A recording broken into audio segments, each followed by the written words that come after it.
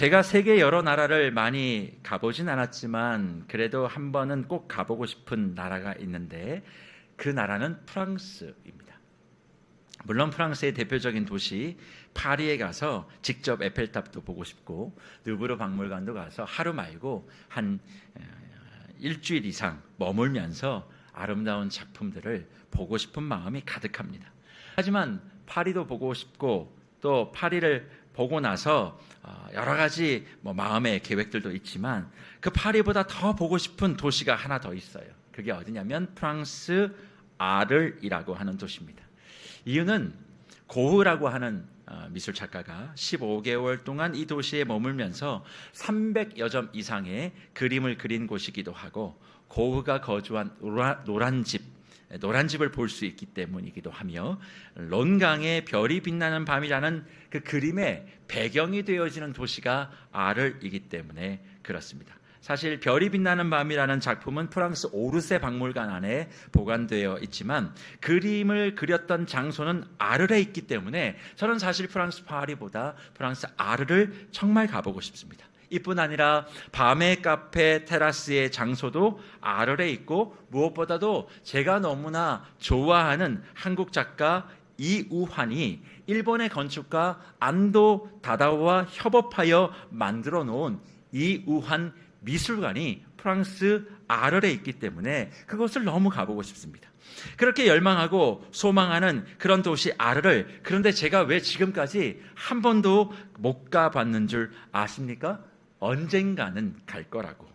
내 생에 언젠가는 아르의 밤의 카페에서 커피 한 잔을 마실 거라고 생각은 했지만 실행하지 못하고 있는 이유 다른 거 아닙니다. 지금 해야 할 일이 너무 많아서 지금 내가 이 일을 마치면 좀 더 내가 시간적인 여유가 생기면 내게 좀 더 돈이 생기면 갈 거야. 언젠가는 갈 거야. 머릿속으로 수없이 생각할 뿐 비행기 티켓을 그냥 끊고 가지 않고 있기 때문에 지금까지 못 간 것입니다. 여전히 달력과 시계만을 바라보며 언젠간 그런 날이 오겠지라고 생각하고 컴퓨터 안에 들어있는 블로그에 아르의 아름다운 풍경, 이유한 미술관들의 여러 가지 작품, 아르의 곳곳의 도로, 그리고 그것을 지나가는 행인들의 모습을 바라보며 부러워만 한다는 거죠. 종일 그 블로그가 갔던 걸음을 눈으로 따라갈 뿐 그 지역에 내 발자국을 남기는 행동과 모험을 하지 못하고 있습니다. 아무리 좋은 것이 있어도 그것에 내가 모험을 할 마음을 가지고 시작하고 지르지 않으면 세상에 아니 나의 삶의 어떤 것도 내 것이 되지 못함을 저는 뼈저리게 느끼고 여기 계신 여러분들도 그것을 잘 알고 있습니다. 왜 그렇습니까? 이유가 너무 많기 때문에 그래요. 그러니까 대부분 다 어떻게 합니까? 거기서 멈춰버리죠. 거기가 끝이 되어버리죠. 어떤 내 삶의 새로운 발전과 도약 없이 스스로 그래 이만하면 됐지. 내 팔자에 그런 일이나 가당케 해? 그냥 욕심버리고 적당하게 숨쉬며 쌀밥 먹고 살면 되는 거야. 다 살만하니까 그런 생각하는 거야. 정말 사는 게 죽은 만큼 힘들면 그런 생각 못하고 다 누리고 살만한 사람들이니까 그런 생각도 하는 거야 라고 말하며 내가 정말 하고 싶은 그 일들에 대한 타당한 이유들을 제시하고 정말 그 일을 하지 못하죠. 하지만 무별 여러분, 정말 살만한 사람에게만 이런 생각과 이런 모험을 허락했다면 성경도 살만한 사람에게만 주시는 말씀이어야만 합니다. 왜냐하면 성경에서 말씀하시는 하나님은 우리에게 단 한 번의 안주와 멈춤을 말씀하는 것이 아니라 지속적으로 삶의 모험과 신앙의 도약을 요청하고 있기 때문에 그래요. 성경을 읽어보십시오. 이만하면 됐다는 없습니다. 더 성장해야 된다. 더 새로워져야 된다. 너의 환경과 여건이 어떠하든 이만하면 됐지가 아닙니다. 네가 살만하니까 이걸 해가 아니라 넌 그럼 살만하지 못하니까 이렇게 되면 안 돼 라는 말씀은 성경에 없어요. 살만하든 살만하지 못하든 늘 하나님은 신앙적 도약과 삶의 모험을 시작하기를 우리에게 요청합니다. 그리고 그 모험과 도약을 위해서 우리의 시간과 사역에 하나님이 생각하시는 목적을 제시해 주시고 기회를 창출할 사건을 주시며 그 기회를 딛고 도약하라고, 그 목적을 향해 모험을 시작하라고 끊임없이 성경을 말씀하지만 우리는 늘 그 기회와 목적 앞에 요나처럼 뒷걸음치고 도망가거나 아니면 따라가는 것 같아 보여도 주님의 방향과 생각과 목적과 반대로 움직이는 그 모습을 내 옆에 있는 그분이 아니라 나의 모습을 통해 확인하게 된다는 거예요. 그래서 예수님을 이 땅에 보내신 하나님의 계획 뭡니까? 독생자 예수 그리스도를 통해 성육신의 방법으로 저와 여러분을 구원하시는 그 일을 행하시는데, 사랑하는 문별 여러분, 하나님이 독생자 예수를 이 땅에 보내셔서 우리를 구원하신 그 성육신의 사건은 도전적인 일이었습니다. 상식적이고 논리적인 일이 아닙니다. 모든 사람들이 다 거부할 만한 일입니다. 모험이었던 거죠. 그런데 그 일을 주님이 행하셨고 예수님이 이 땅에 오셔서 행하신 그 행적도 보십시오. 그분이 하신 말씀 하나를 보십시오. 익숙하고 안일하고 편안하고 머릿속으로만 생각하고 되는 일들이 있었습니까? 없어요. 예수 그리스도를 하나님의 나라를 위한 위대한 모험가이고 개척자의 모습으로 하나님은 우리에게 제시하고 있습니다. 그러면 그분을 닮아 따라가야 되는 제자의 모습도 그러해야 하는데 우리는 그것을 주저하고 겁내합니다. 주님은 언제나 같은 자리에 머물지 않고 현재에 안주하지 않으며 언제나 그의 발걸음과 시선을 미래로, 내일로, 그리고 하나님 나라에 두며 오늘을, 현재를 움직여내셨죠. 그래서 주님이 십자가에 죽으시고 부활하시고 난 다음에 약속대로 성령을 보내시고 교회가 태동합니다. 탄생합니다. 교회가 탄생하고 난 다음에 그 행보를 보십시오. 안일하고 편안하고 쉽고 만족하고 익숙한 그런 걸음을 걷습니까? 교회의 행보는 언제나 도전적이고 모험적이었습니다. 왜 그럴까요? 예수님이 그렇기 때문에 그렇고, 오순절 성령 사건이 교회를 허다하게 감쌌을 때 그 성령이 그 교회와 그 성도를 예수와 동의하게 만들어낸 것입니다. 특별히 교회가 현재에 머무르지 않고 미래와 하나님의 나라를 향해서 거침없이 질주하는 모습. 환경은 더 어려웠어요. 로마의 압제 가운데 기독교 신앙을 고백하는 그 환경과 여건은 어려웠지만 그 초대교회 성도들의 모습과 교회의 모습은 언제나 도전이었고 언제나 모험이었고 만족과 그리고 내 현실에 타협하는 모습들이 전혀 나오지 않습니다. 그러면 그렇게 내 형편이 어려워도 믿음을 가지고 모험과 도전을 하는 교회에게 하나님께서 한없는 은혜를 베푸셔서 그의 삶도 좋아지게 하시고 그의 모든 지경도 넓어지게 하시고 그가 생각하고 계획하는 일들마다 더 갑절의 은혜와 복을 세상적으로 받았느냐? 그렇지 않습니다. 이렇게 모험하고 도전하는 그 교회와 성도들에게 경험했던 사건은 집사 스데반의 순교였습니다. 교회의 박해였습니다. 그로 말미암아 교회는 흩어졌음을 사도행전 7장과 8장은 빠짐없이 기록하고 있다는 거예요. 하나님의 나라를 위해 예수를 닮은 교회와 제자들이 걸어가고 전진하고 도전하고 모험한다면 모든 것이 보호되고 안정되어야 하는데 이상하게 성경은 그런 교회, 그런 성도가 쫓겨나가고 흩어졌다, 그렇게 말씀하고 있습니다. 저는 충분히 이해가 돼요. 흩어지고 무너지고 모든 삶의 여건들이 다 엉망이 되었을 때 성도들의 마음이 어떻겠습니까? 낙심됐겠죠.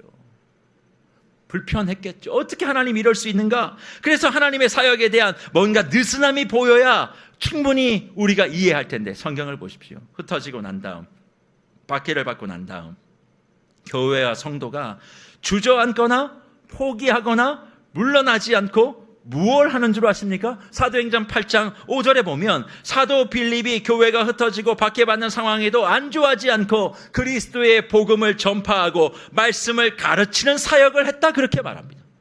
복음을 증거하고 말씀을 가르쳤다. 이게 대단히 중요해요. 왜냐하면 이것은 예수님의 세 가지 사역, 이 땅에 예수님이 오셔서 하셨던 3대 사역 가운데 두 가지이기 때문에 그렇습니다. 예수님이 이 땅에 오셔서 하신 사역은 전파하고 가르치고 치유한 사역밖에 없어요.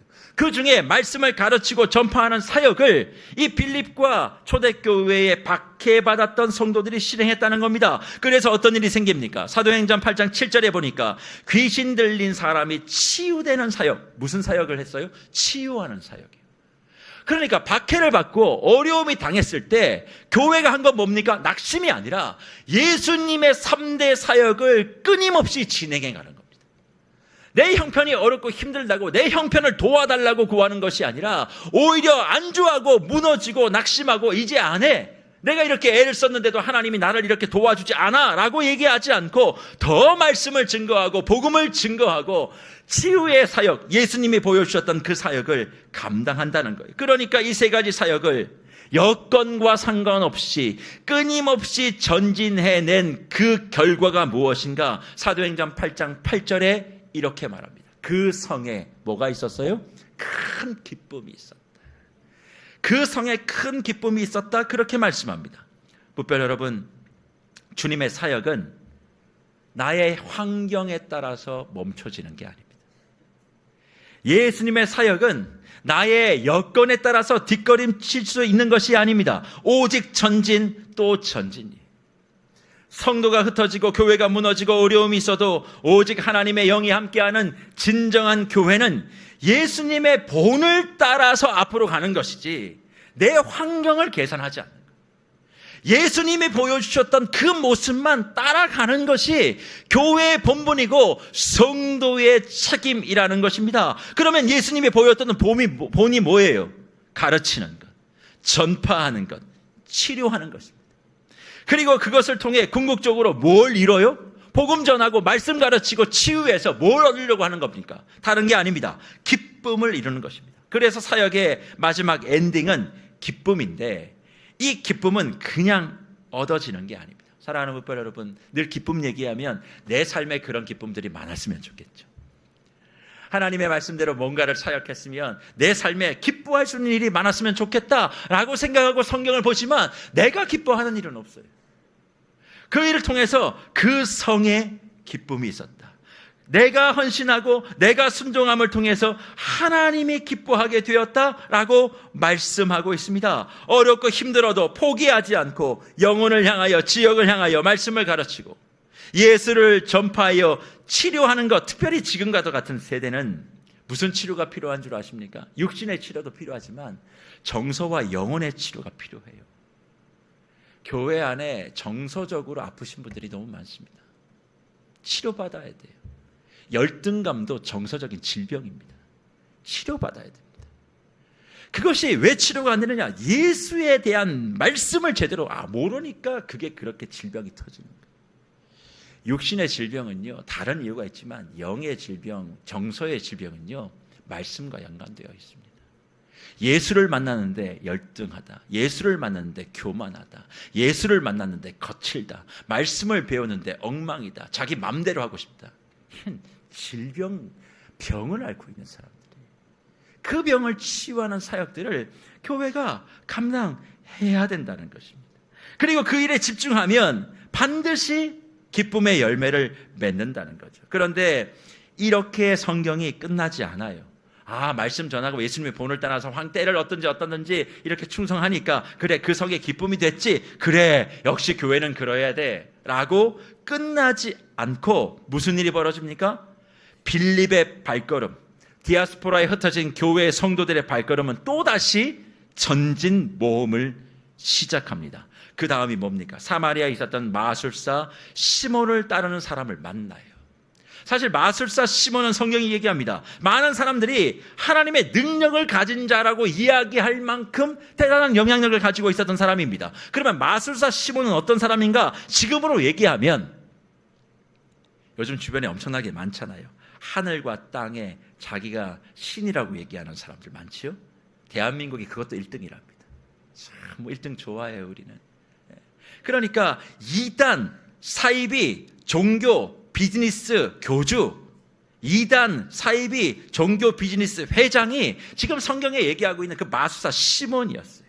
그런데 이런 사람 앞에서 빌립이 뭘 합니까? 사도행전 8장 12절과 13절을 보십시오. 이렇게 합니다. 빌립이 하나님의 나라와 및 예수 그리스도의 뭐에 관하여? 이름에 관하여 뭐 했습니까? 전도함을 그들이 믿고 남녀가 다 세례를 받으니 시몬도 믿고 세례를 받은 후에 전심으로 빌립을 따라다니며 그 나타나는 표적과 큰 능력을 보고 놀라니라 그렇게 말합니다. 이미 예수님이 가르치고 전파하고 치유하는 사역을 통해서 큰 성의 기쁨이 있었으면 멈춰도 되는데 그 형편도 어렵고 박해받고 흩어지고 찢기고 생업이 망가진 상황에서도 다시 한 걸음 더 나아가 그 당시에 많은 사람들이 하나님의 능력이 임한다라고 오해하고 있었던 이단 종교 사이비 회장 시몬을 만나서 뭐 합니까? 하나님의 나라와 예수 이름에 관하여 전도한 거예요. 복음이 무엇인지, 하나님의 나라가 무엇인지, 믿음이 무엇인지, 구원이 무엇인지 그것을 이야기하고 있다는 거예요. 그리고 그것을 통하여 그가 세례를 받고 전심으로 빌립을 따랐다 그렇게 말씀하고 있지 않습니까? 교회가 핍박과 환난으로 힘들어하고 있는 상황에 흩어진 성도들이 멈추지 않고 지속적으로 예수 사역에 몸을 진행하고 있었고, 이제 정말 더 멋지게 크게 쓰임받고 능력받는 그 현장에 누구예요? 상황과 여건이 되지 않았던 빌립과 성도들이 있었다는 겁니다. 그러면 이런 상황에 주님은 뭘 하셔야 우리의 마음이 좀 시원해요? 잘했다고, 칭찬하고, 격려하고, 이제 네가 원하는 거 내가 갑절로 줄게 라고 말하는 말씀을 좀 기록하셔야 저도 여러분도 예수를 믿는 그런 맛이 날 텐데, 그런 말씀을 하신 것이 아니라 주님이 빌립과 그 성도들에게 명령한 것은 바로 이것이었습니다. 사도행전 8장 26절의 말씀이죠. 주의 사자가 빌립에게 말하여 이르되 일어나서 남쪽으로 향하여 예루살렘으로 가서 내려가는 길까지 가라 하니 그 길은 뭐예요? 광야라 그렇게 얘기합니다. 예루살렘에서 가사로 내려가는 길까지 가라 하니 그 길은 뭡니까? 광야라고 얘기합니다. 사랑하는 무별 여러분, 이해가 되세요? 이미 자기 생업이 다 망가졌다고요. 뭔가 예수를 위해서 할 수 있는 여건과 조건이 되지 않는다고요.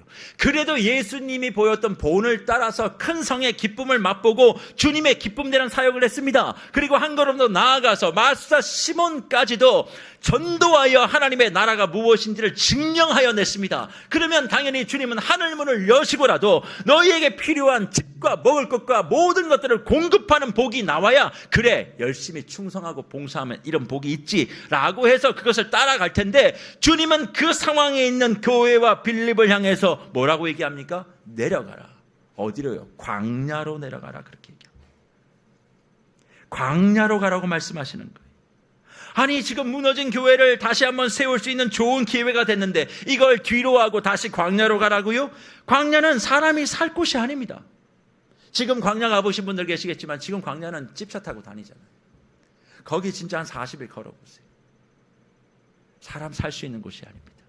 그러니까 지금 충성을 다해 기쁨도 주고 능력도 나타내는데 하나님은 그 빌립과 성도들을 향해서 얘기하고 있는 것이 뭐냐? 죽을 곳으로 가라는 거예요. 광야로 가라는 이야기가 아닙니까? 그 얘기가 아니겠습니까?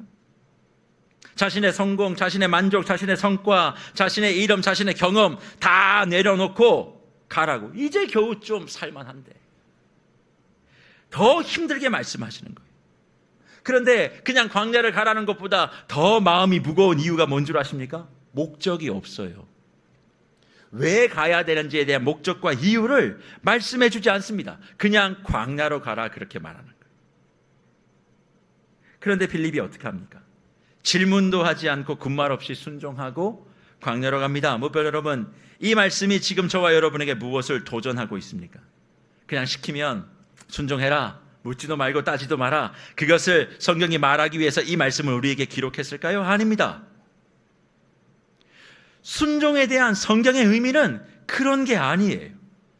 그러면 순종에 대한 성경에서 말하고 있는 의미는 뭔가? 우리가 교회가 예수를 따르는 성도고 교회라면 머리가 예수고 우리는 그 머리 대신 예수의 생각을 따라 움직이는 사람이 정말 확실하다면, 하나님이 지금 우리를 사용하고 싶어 하시고 우리와 함께 이 일을 함께 하는 것을 즐거워하는 줄 믿고 우리에게 교회에게 하나님의 일하심, 하나님 나라의 완성을 위한 설계, 시공, 감리, 완공에 참여하기를 원하시는 놀라운 하나님의 축복이라는 것을 기억하셔야 되는 거예요.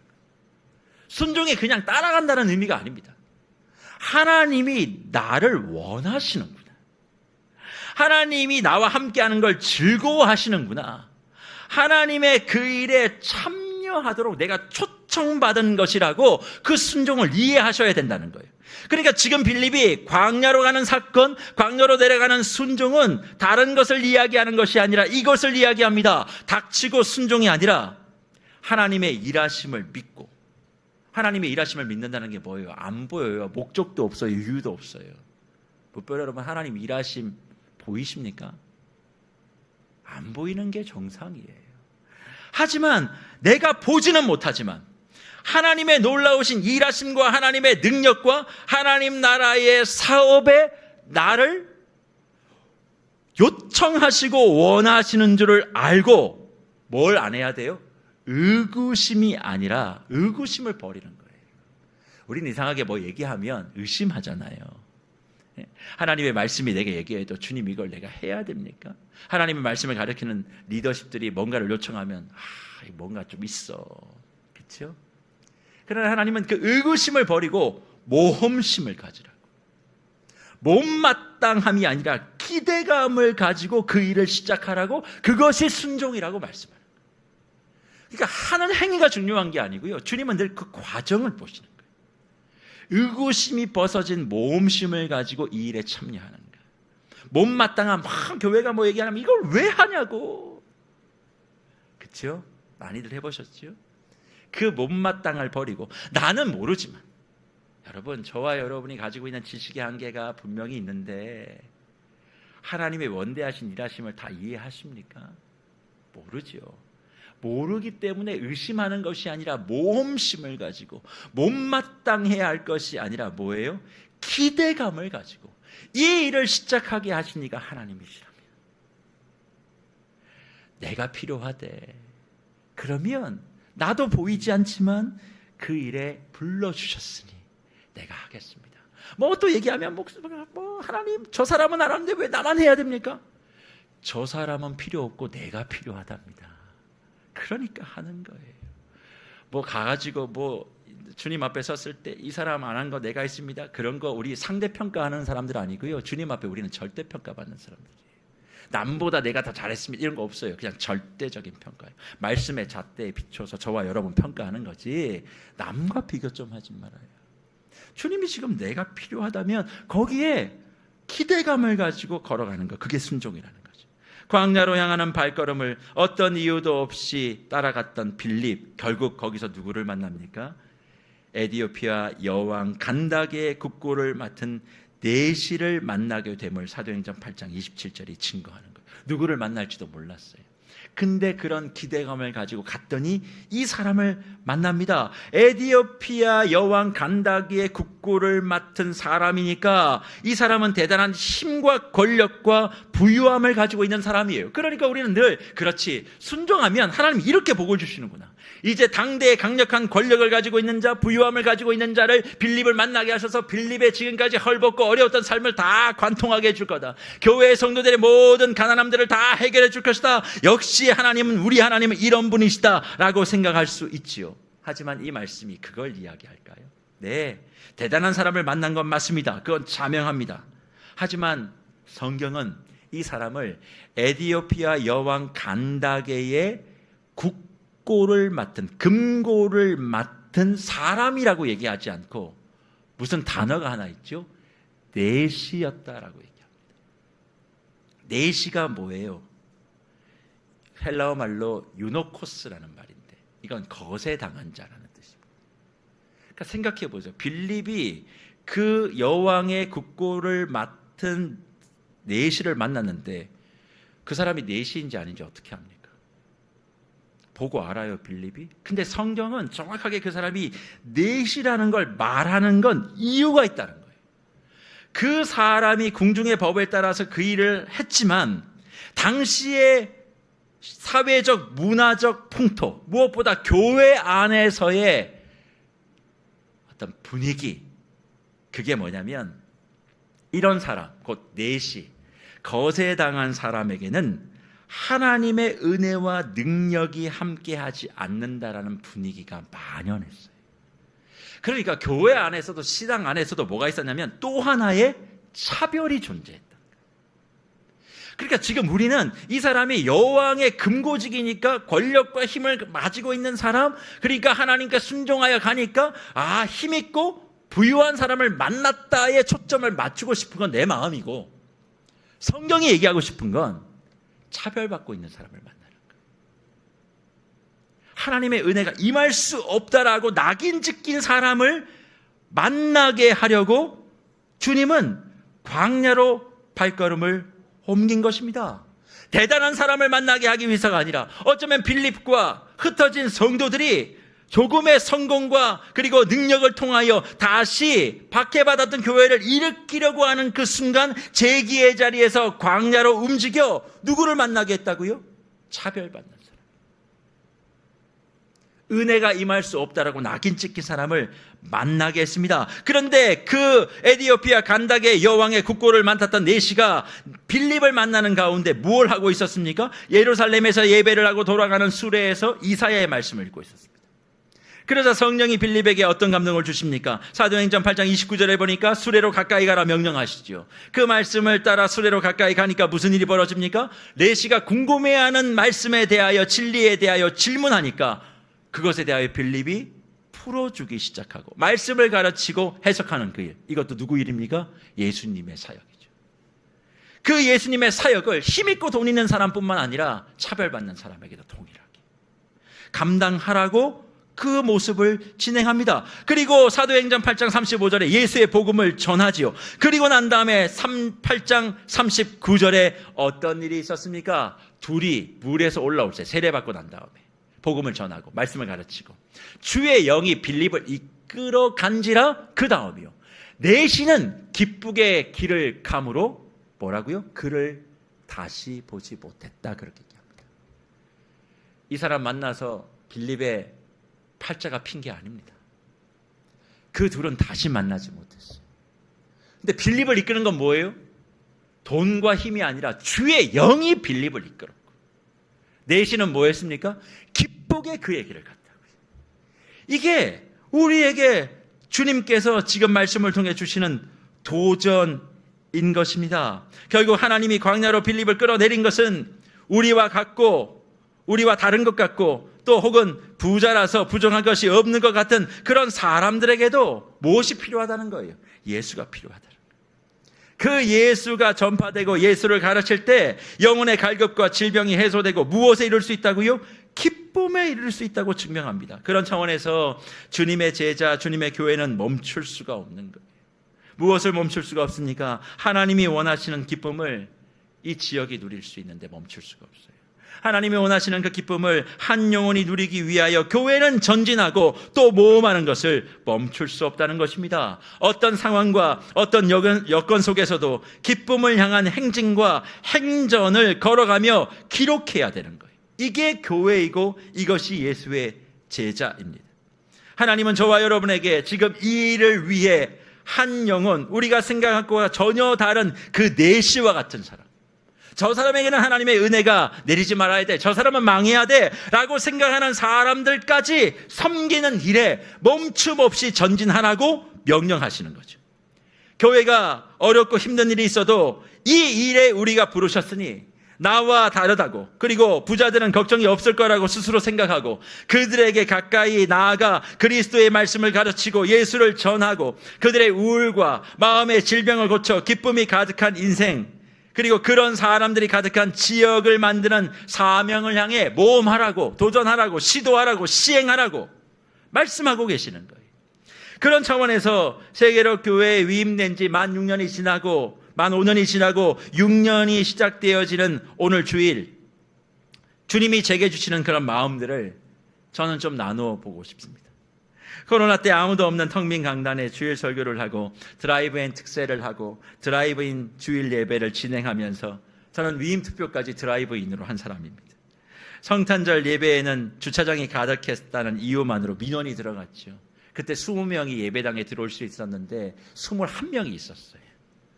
저희가 교육자들은 포함, 스태프들은 포함이 안 된다는 그 개수 착오를 일으킨 거죠.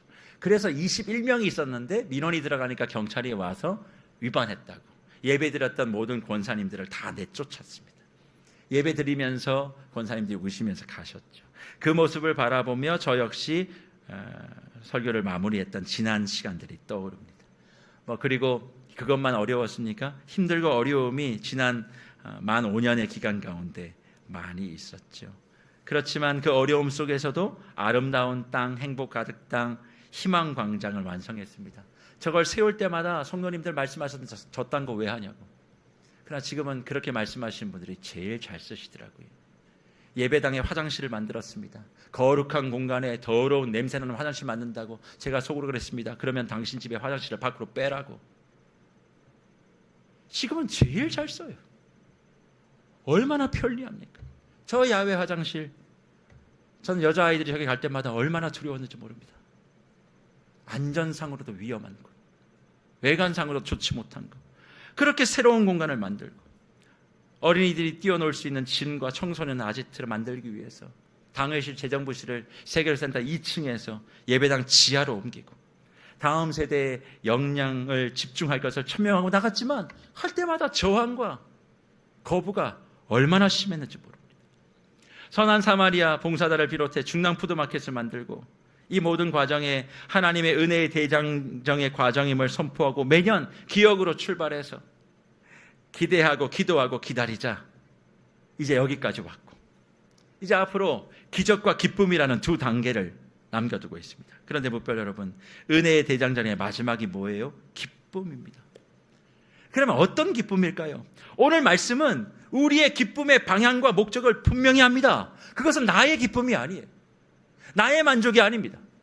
이 기쁨은 지역의 기쁨입니다. 조이 중랑이고 조이 강북이고 조이 코리아예요. 예수 그리스도의 본을 다녀서 내가 때를 얻든지 못 얻든지 예수의 말씀을 증거하고 가르치고 전파하고 치유하는 사역을 통하여 이 중랑 지역이 기뻐지는 것, 강북 지역이 기뻐지는 것, 이 서울이 그리고 대한민국이 기뻐지는 것, 이것이 우리 교회의 목적이 되어야만 합니다. 그리고 그것만으로 끝나야 됩니까? 아니죠. 내가 즐거운 것이 아니라 한 영혼이 기뻐야 되는 조이 피플이에요. 영혼이 기뻐야 되는. 그런데 이 기쁨으로 향하는 은혜의 대장정의 마지막 단계가 무엇입니까? 그건 기적이에요. 기적의 계단을 밟고 넘어가야 기쁨을 맛볼 수 있습니다. 오늘 흩어진 교회 빌립과 성도가 기쁨을 온 성의 한 사람에게 누리게 할 땐 항상 뭐가 있었을까요? 기적의 역사가 있었습니다. 그렇죠?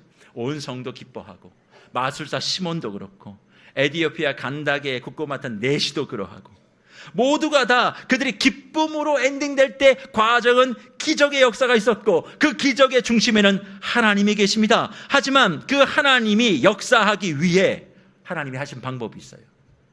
사람의 손길을 사용하셨다는 거죠. 그냥 자연적인 기적을 베푼 것이 아니라 빌립을 통하여 박해받았던 성도들을 통하여 흩어진 교회를 통하여 환경과 여건은 되지 않았지만 하나님의 부르심 앞에 내가 참여하는 즐거움을 주신 것에 대한 감사를 가지고 여건은 하나님께 맡기고 나는 오직 주님만을 따라가겠다라고 그 마음을 가지고 때를 얻든 못 얻든 주님이 하신 그 사역을 묵묵히 따라갔던 사람들을 통하여 기적이 일어났습니다. 아무런 설명이 없어도 하나님의 이름을 믿고 의구심을 지워내고 못마땅함을 버리고 모험을 가지고 기대감을 가지고 기꺼이 자신의 손을 내어놓았던 그 사람들의 손이 기적의 통로, 기적의 현실이 된 것이죠.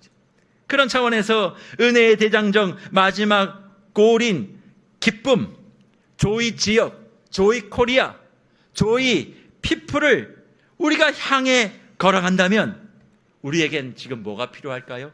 기적이 필요합니다. 그럼 그 기적은 어떻게 시작되는가? 세계로 교회는 지난 67년 동안 많은 사역의 성과와 일들을 이루어놨고 이 넓은 대지 위에 몸된 교회를 든든하게 세워왔음을 우리는 부인할 수 없습니다. 어쩌면 67년 동안 이 교회가 이렇게 온 것도 기적이고 그 기적의 중심엔 사랑하는 우리 묵별들이 있음을 알고 있습니다.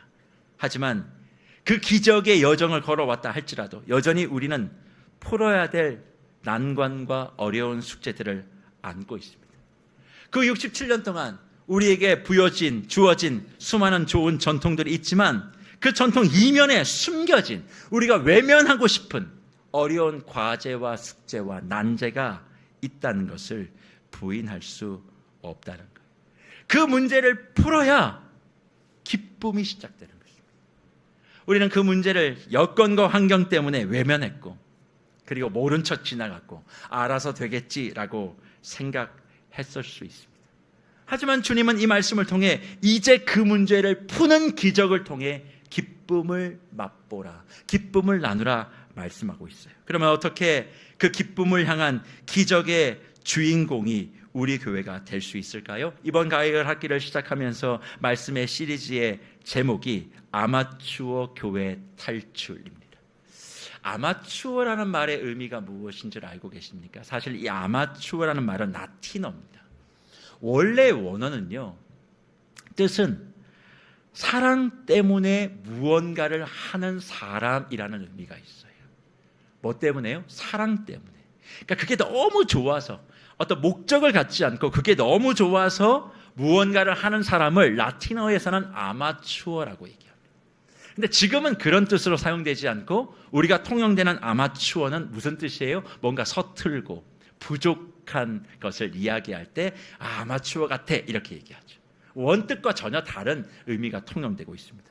그리고 그 아마추어가 서툴다라고 얘기하면서 좀 뭔가 전문적이고 잘하는 사람을 얘기할 때 프로라 얘기합니다. 프로페셔널이라고 얘기하죠. 근데 그 프로페셔널의 의미가 뭔 줄 아십니까? 뭔가를 잘하고 뭔가를 뛰어나게 하고 또 요즘은 프로 그러면 뭔가 돈을 많이 받는 사람도 또 프로라고 얘기하지 않습니까? 그런데 라틴어에서의 프로의 의미는 앞에 서서 선언하다의 의미예요.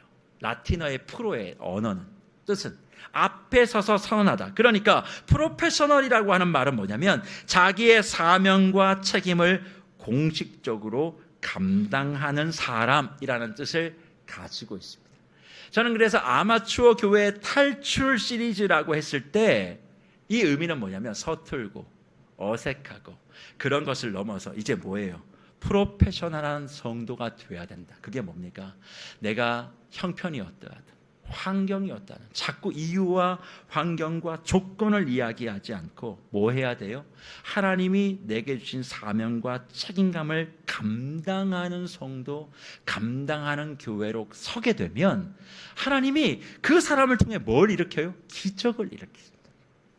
그리고 그 기적은 반드시 뭡니까? 이 지역의 기쁨과 그리고 영혼의 기쁨으로 귀결되어 하나님이 원하셨던 그 교회의 사명을 감당하게 한다는 사실이죠. 저는 이번 가을 학기 하나님이 그런 은혜를 저와 여러분에게 주시기를 축복합니다. 무엇보다 오늘 9월 첫째 주 9월 7일 주일은 70주년 감사 예배를 드리기로 예정되어 있는 날 D-1001일입니다. 내일이 1000일이 되는 날이에요. 2028년 6월 마지막 주 주일 우리가 70주년 감사 예배를 드릴 텐데 오늘 주일이 정확하게 1000일이 남아있는 것입니다. 그래서 오늘 설교의 제목이 뭡니까? 1000일의 여정, 1000일의 기적입니다. 남아있는 1000일 동안 그 1000일의 여정에 저와 여러분이 1000개의 기적을 맛보시기를 축복합니다. 어떻게 그 기적이 일어납니까? 저와 여러분이 때를 얻지 못하던 예수님의 사역에 집중할 때 기적은 시작되는 겁니다. 그리고 1000개의 기적이 세워지면 거기에서 뭐가 꼽히는 줄 아세요? 1000개의 기쁨이 꼽히는 것입니다. 그냥 아무것도 준비하지 아니하고 그런 기쁨이 내게 올 것이다, 교회에 올 것이다 그렇게 생각하지 마십시오. 남아있는 1000일 동안 주님 내가 1000개의 기적이 되겠습니다. 1000개의 기적이 뭡니까? 누구를 살리고 뭔가 치유하는 역사를 일으키는 것이 아니라 때를 얻든 얻지 못하든 내 형편이 어렵고 힘들던 상관없이 내 모든 조건은 주님이 책임질 것이고 나는 흩어졌던 초대교회의 성도들과 같이 예수님의 사역에 집중합니다. 복음을 증거합니다. 전도합니다. 말씀을 가르칩니다. 그리고 그 말씀을 통하여 내 가정을, 내 직장을, 내 다락방을, 내가 만나는 이들을 치유하는 기적의 도구로 내가 순종하며 쓰임받겠습니다. 의심하지 말고 못마땅해 하지 말고 교회가 무슨 사역을 얘기하면 거기를 기대감을 가지고 1000개의 기적을 내가 지금부터 이루겠습니다. 그 1000개의 기적에 집중할 때 주님께서는 1000개의 기쁨의 열매를 저와 여러분의 삶에 부어주실 줄 믿습니다. 그래서 말씀을 마무리하며 사랑하는 무별 여러분, 지금의 상황이 어렵고 힘들어도 주님은 보고 싶은 거예요. 뭘요? 여러분의 마음을. 저는 여러분의 힘들고 어려운 환경을 하나님이 분명히 알고 계신다 믿습니다. 알고 계시는 그 환경 주님이 답을 안 가지고 계실까요? 그러니 이 환경 해결해 달라고 간구하기보다 그 환경은 주님께 그냥 탁 맡겨놓고 주님, 주의 사역을 내가 따라가겠습니다. 전도하겠습니다. 말씀 배우고 가르치겠습니다. 내가 어디 가든 트러블 메이커가 되지 않고 피스 메이커가 돼요. 모든 가정을, 공동체를 평안하게 만들겠습니다 라고 할 때 그 사람을 주님은 기적의 주인공으로 세우시고 그 사람을 통해서 말로 다 할 수 없는 기쁨을 지역이, 가정이, 교회가, 여러분의 직장이, 여러분의 삶의 터전이 맛볼 수 있도록 해 주실 줄 믿고 오늘부터 시작되어지는 70주년 기념 감사 예배 D-1000일, 정확하게 얘기하면 D-1001일, 내일부터 주님, 내가 1000개의 기적으로 1000개의 기쁨의 열매를 맺게 하여 주시옵소서. 이것을 마음속에 새기시고 기적의 사람으로 기쁨의 열매를 맺는 저와 여러분들 다 되시기를 주의 이름으로 축원합니다.